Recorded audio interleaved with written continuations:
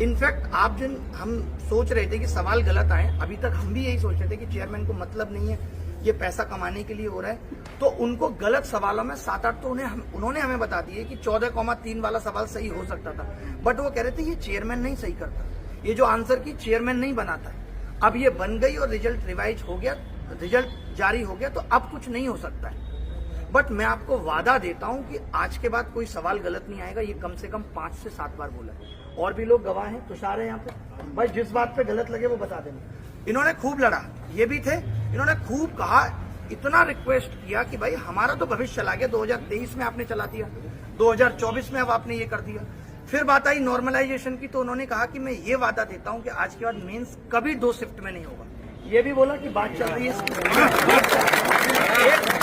उन्होंने ये भी कहा कि जो है हमने आगे डाला हुआ है सरकार को कि फॉर्म फीस बढ़ा दें, ताकि ऐसा ना हो कि 36 लाख लोग फॉर्म भरते हैं, हमें व्यवस्था उतनी ज्यादा करनी पड़ जाती है, और हम जो है कम बच्चे फॉर्म भरें, 36 लाख के बाद पहुंचते 18 लाख हैं, तो हम इस पे भी सोच रहे हैं।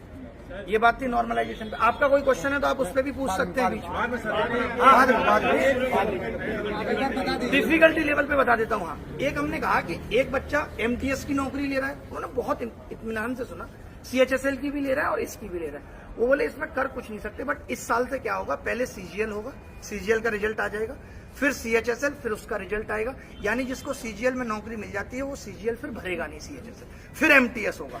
और हमें भी इस बात की शर्मिंदगी है, ये सब थे, कि एमटीएस का पेपर सीजीएल के लेवल से ऊपर आ रहा है। हमने कहा 90% कट ऑफ जा रही है, तो उन्होंने कहा डिफिकल्टी लेवल पे भी अब सवाल टीसीएस नहीं बनाएगी, ये खत्म कर दिया। इस पे तो उन्होंने ये नहीं कहा कि करेंगे, इस पे उन्होंने कहा कर दिया है, ये काम हमने कर दिया है कि अब टीसीएस पेपर नहीं बनाएगी, क्योंकि वो जिम्मेदारी नहीं ले रही, इतने गलत सवाल आ रहे हैं। उन्होंने अपने आप से जेई का जिक्र करा, बोले आप अपना छोड़ो, सीजीएल का जेई में देखो कि 100 सवालों में 16 गलत।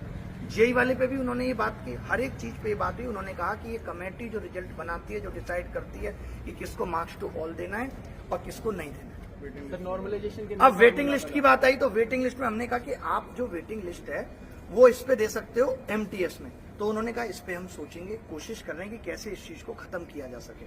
दूसरा जो मैंने उनको सजेशन दिया, बहुत प्रेशर से कम 20 बार बोला होगा, जिसपे उन्होंने कहा कि मैं इस पे ऊपर बात करके अप्रूवल लेने की कोशिश करता हूँ, वो मैंने ये कहा कि आप मत लाइए वेटिंग लिस्ट, लेकिन आपको पता है इस बार इतने सारे बच्चे बाहर हो गए, तो आप एटलीस्ट ऐसा कर लीजिए कि जो बच्चे लोअर ग्रेड वाले 2400 ग्रेड पे, उनको कोई तो नौकरी मिल जाए। 2400 मिलेगी तो किसी को ऐतराज नहीं होगा, 2400 सबसे नीचे की नौकरी है, तो इस पे उन्होंने कहा कि हम सोचेंगे।